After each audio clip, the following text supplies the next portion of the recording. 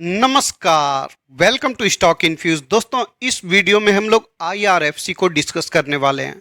आज के दिन देखें तो स्टॉक में 20% का अपर सर्किट लग चुका है। अगर 6 मंथ के रिटर्न को देखें 137% का है।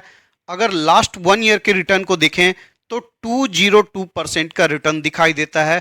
मतलब लास्ट 1 ईयर में कंपनी ने अपने शेयर होल्डर के पैसे को 3 गुना बनाकर दिया है, जिसको कि एक बहुत बड़ा रिटर्न माना जाएगा।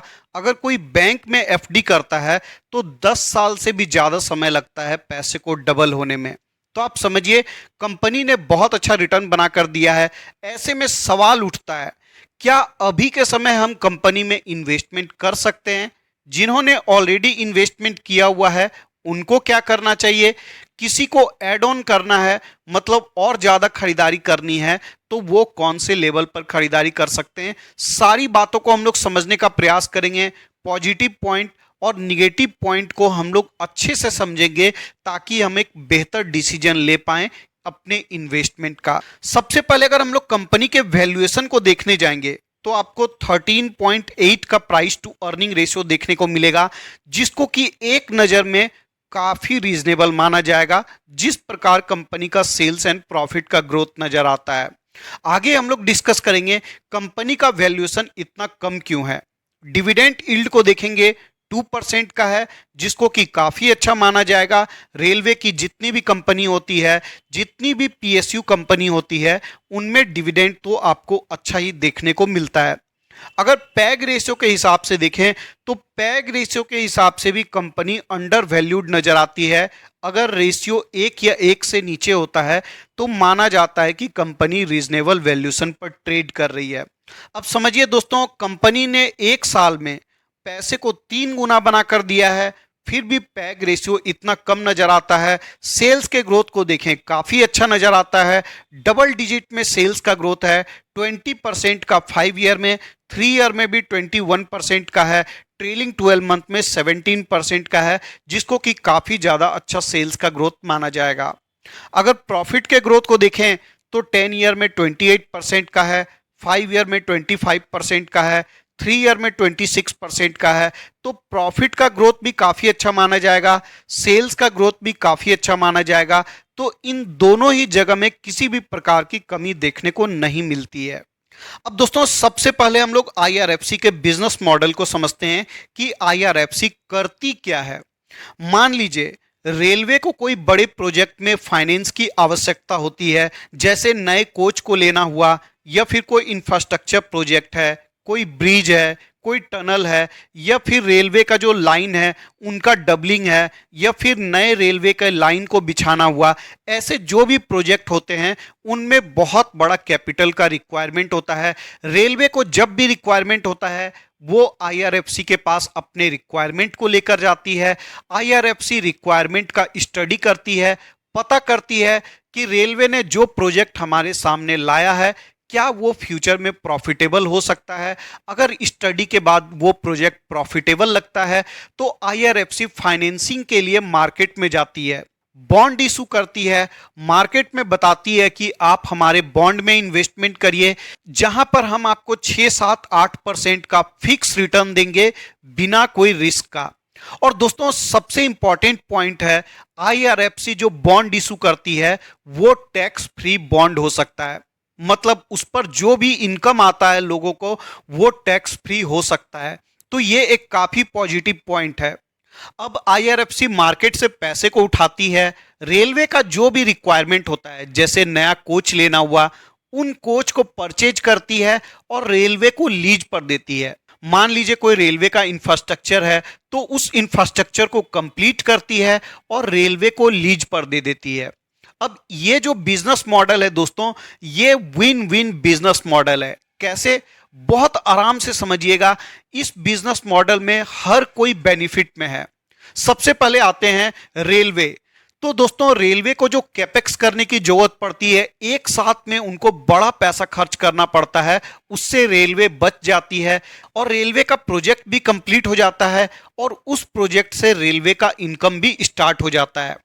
दूसरा, आईआरएफसी जो मार्केट से पैसे को उठाती है, मान लीजिए आईआरएफसी 7% पर मार्केट से पैसे उठाती है और जो भी प्रोजेक्ट कंप्लीट करने के बाद वो रेलवे को लीज पर देती है, उससे वो ज़्यादा रेंटल इनकम कमाती है लीज के रूप में, मान लीजिए 9% 10% कमाती है, तो इससे आईआरएफसी को भी बेनिफिट हो जाता है, आईआरएफसी को भी प्रॉफिट हो जाता है।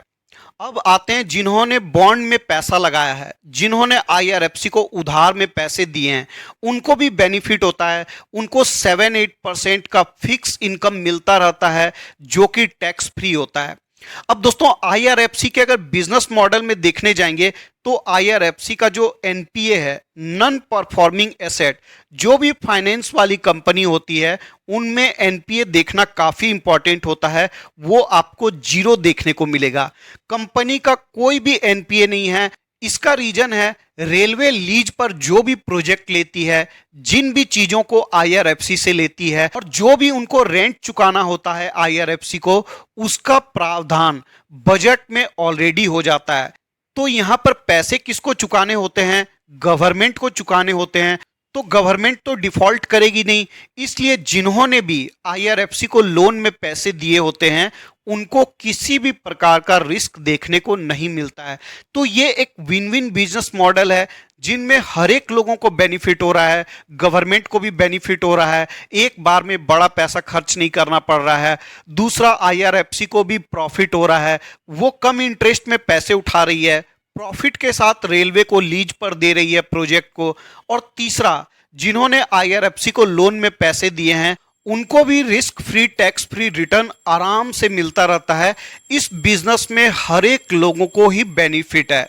अब दोस्तों अगर आईआरएफसी के ग्रोथ को देखने जाएंगे तो एचडीएफसी और आईसीआईसीआई से भी ज्यादा अच्छा ग्रोथ आपको देखने को मिल जाएगा। सेल्स का ग्रोथ अच्छा है, प्रॉफिट का ग्रोथ अच्छा है और एनपीए इस कंपनी का बिल्कुल ही जीरो देखने को मिलता है। वैल्यूएशन वाइज भी देखने जाएंगे तो जैसा कि मैंने दिखाया, अभी भी कंपनी अंडर वैल्यूड नजर आती है। तो ये सारे पॉइंट को मिला लें तो ये इस कंपनी के लिए पॉजिटिव पॉइंट देखने को मिल जाते हैं। ऐसे में सवाल आता है, जब कंपनी में इतनी सारी पॉजिटिव पॉइंट है, बिजनेस मॉडल कंपनी का इतना अच्छा है, तो फिर इस कंपनी में तो हमें इन्वेस्टमेंट जरूर करनी चाहिए, क्योंकि यहां पर सभी को प्रॉफिट हो रहा है। तो आने वाले समय में भी कंपनी काफी ज्यादा अच्छा कर सकती है। अभी के समय देखें दोस्तों तो पिछले काफी समय से रेलवे की जितनी भी स्टॉक्स है वो काफी ज्यादा अच्छा परफॉर्म कर रही है। इसका रीजन है जो प्रेजेंट में गवर्नमेंट है वो रेलवे के कैपेक्स पर बहुत ज्यादा ध्यान दे रही है, नए नए प्रोजेक्ट का अनाउंसमेंट कर रही है, वंदे भारत ट्रेन चल रहा है और भी बहुत सारे प्रोजेक्ट्स हैं जिसके ऊपर गवर्नमेंट काम कर रही है, इलेक्ट्रिफिकेशन के ऊपर काम कर रही है, रेलवे लाइन का डबलिंग के ऊपर काम कर रही है। तो जो कैपेक्स है वो कंटिन्यू देखने को मिल रहा है और इसी वजह से रेलवे वाले जितने भी स्टॉक्स हैं उनमें आपको अच्छा ग्रोथ देखने को मिला है। पिछले 1-2 साल में देखें तो रिटर्न काफी अच्छा देखने को मिला है। अब दोस्तों निगेटिव पॉइंट की बात करें कि इतनी अच्छी पॉजिटिव बातें होने के बावजूद भी स्टॉक अभी तक अंडर वैल्यूड क्यों है? इसका रीजन है दोस्तों लिमिटेशंस। जैसा कि कंपनी का नाम है IRFC, Indian railway finance corporation, अगर मान लीजिए रेलवे का कैपेक्स कम हो जाता है या रेलवे बहुत ज़्यादा जो नए नए प्रोजेक्ट्स है उनके ऊपर काम करना कम कर देती है तो आईआरएफसी का भी ग्रोथ रुक जाएगा और इन्हीं लिमिटेशंस की वजह से मार्केट ने इस कंपनी को बहुत ज़्यादा वैल्यूएशन नहीं दिया है। दूसरा पॉइंट है, जैसे कि आईआरएफसी रेलवे को फाइनेंस करती है, कल को मान लीजिए ये रेगुलेशंस हट जाता है और रेलवे को फाइनेंस करने वाली दूसरी भी कंपनी आ जाती है तो आईआरएफसी का ग्रोथ उस समय में भी रुक जाएगा, जैसा कि आईईएक्स के केस में हमें देखने को मिला। एक मोनोपोली कंपनी थी, एनर्जी एक्सचेंज वाली कंपनी थी, इकलौती एनर्जी एक्सचेंज की कंपनी थी, बाद में गवर्नमेंट ने और एनर्जी एक्सचेंज कंपनी को बना दिया। इसकी वजह से अभी के समय देखें तो आईईएक्स का स्टॉक बिल्कुल भी परफॉर्म नहीं कर रहा है।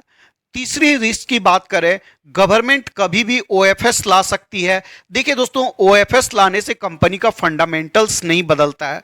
अगर अभी के समय शेयर होल्डिंग पैटर्न को देखने जाएंगे तो देखिए, गवर्नमेंट के पास 86.36% स्टेक है। गवर्नमेंट इसको जब चाहेगी 75% तक लेकर आ सकती है, और ओएफएस जब भी आएगा करेंट मार्केट प्राइस से लोअर वैल्यूएशन पर आएगा, तो उस समय में भी स्टॉक में करेक्शन देखने को मिल सकती है। अभी के समय अगर इन्वेस्टमेंट को देखें तो एफआईआई का इन्वेस्टमेंट देखिए 1.14% है, डीआईआई का 2.02% है, और पब्लिक का इन्वेस्टमेंट देखें तो 10.49% है। अभी स्टॉक अच्छा परफॉर्म कर रहा है, पब्लिक खुश है, अपने होल्डिंग को कंटिन्यू बढ़ाते जा रही है। अगर पास्ट का एग्जाम्पल देखने जाएं आईआरसीटीसी के केस में क्या हुआ था, तो देखिए दोस्तों, आईआरसीटीसी का स्टॉक काफी ज्यादा अच्छा परफॉर्म कर रहा था, कंटिन्यू ऊपर की ओर जा रहा था, और उसके बाद देखिए किस प्रकार से स्टॉक में करेक्शन आया था। वैसे अगर वैल्यूएशन वाइज देखते तो आईआरसीटीसी का वैल्यूएशन काफी ज्यादा हाई देखने को मिला था, लेकिन आईआरएफसी का वैल्यूएशन देखें तो काफी रीजनेबल नजर आता है। मैं ऐसा नहीं बोल रहा हूं जैसा आईआरसीटीसी के साथ हुआ था वैसा ही आईआरएफसी के साथ भी होगा, लेकिन हमें जब भी इन्वेस्टमेंट करना होता है तो सावधानी के साथ इन्वेस्टमेंट करना होता है। किसी भी स्टॉक को जो वैल्यूएशन मिलता है, मार्केट जो वैल्यूएशन देती है, वो बहुत सोच समझ कर देती है। आपको भी समझना पड़ेगा, कंपनी बहुत अच्छी है, लेकिन कंपनी में लिमिटेशंस भी है और थोड़ा सा फ्यूचर रिस्क भी नजर आता है। अब जिन्होंने स्टॉक में लोअर लेवल पर इन्वेस्टमेंट किया हुआ है, उनको स्टॉक को डेफिनेटली होल्ड करना चाहिए। सेल करने का किसी भी प्रकार का मतलब नहीं है। अब जिनको फ्रेश इन्वेस्टमेंट करना है, रिटर्न देखकर बहुत लोगों को इन्वेस्टमेंट करने का मन कर रहा होगा। अगर ये स्टॉक आपको 60 रुपीज के आसपास मिलता है तो आप इन्वेस्टमेंट करने के बारे में सोच सकते हैं। जो इन्वेस्टमेंट करिएगा छोटा ही इन्वेस्टमेंट करिएगा, अपने पोर्टफोलियो का 3-4% से ज़्यादा इन्वेस्टमेंट मत करिएगा। स्टॉक अपने ऑल टाइम हाई पर है, थोड़ा सा करेक्शन का इंतजार करिए, करेक्शन होने के बाद ही इन्वेस्टमेंट करिएगा। फोमो बाइंग का कोई भी मतलब नहीं है। अगर आप फोमो बाइंग करते हैं तो फंसने का बहुत ज़्यादा चांस रहता है, लेकिन अगर फिर भी आपकी इच्छा है कि नहीं मुझे इन्वेस्टमेंट करना ही है, तो डेफिनेटली आप छोटा मोटा इन्वेस्टमेंट कर सकते हैं। अगर फिर से करेक्शन आता है तो आप थोड़ी सी क्वांटिटी और ले सकते हैं। ऐसे करके आप इन्वेस्टमेंट कर सकते हैं। मुझे लगता है कि कंपनी आने वाले समय में भी अच्छा कर सकती है। 2024 के इलेक्शन के बाद हो सकता है स्टॉक और ज़्यादा अच्छा परफॉर्म करे। रेलवे जिस तरीका का कैपेक्स अनाउंसमेंट कंटिन्यू करते जा रही है, आईआरएफसी भी अच्छा कर सकती है, आरवीएनएल भी अच्छा कर सकती है, और रेलवे के प्रोजेक्ट से जुड़ी हुई और जो कंपनी है वो भी अच्छा कर सकती है, जैसे कि पॉलीकैब हो गया, केईआई हो गया। ऐसे स्टॉक्स भी आपको काफ़ी ज़्यादा अच्छा परफॉर्म करते हुए नज़र आ सकते हैं। तो इस वीडियो के डिस्कशन के लिए इतना ही रखते हैं। अगर वीडियो पसंद आया तो लाइक कर दीजिएगा। रेगुलर अपडेट्स के लिए चैनल को सब्सक्राइब कर सकते हैं। और रिमाइंडर के लिए आपको बता दूं, मैं कोई सेबी रजिस्टर्ड एनालिस्ट या फाइनेंशियल एडवाइजर नहीं हूं। तो जो भी आपको इन्वेस्टमेंट का डिसीजन लेना होगा, अपने स्टडी के बेसिस पर लीजिएगा या किसी फाइनेंशियल एडवाइजर से कंसल्ट कर सकते हैं। वीडियो में बताई गई सारी बातें सिर्फ इंफॉर्मेशन और स्टडी पर्पस के लिए है। धन्यवाद।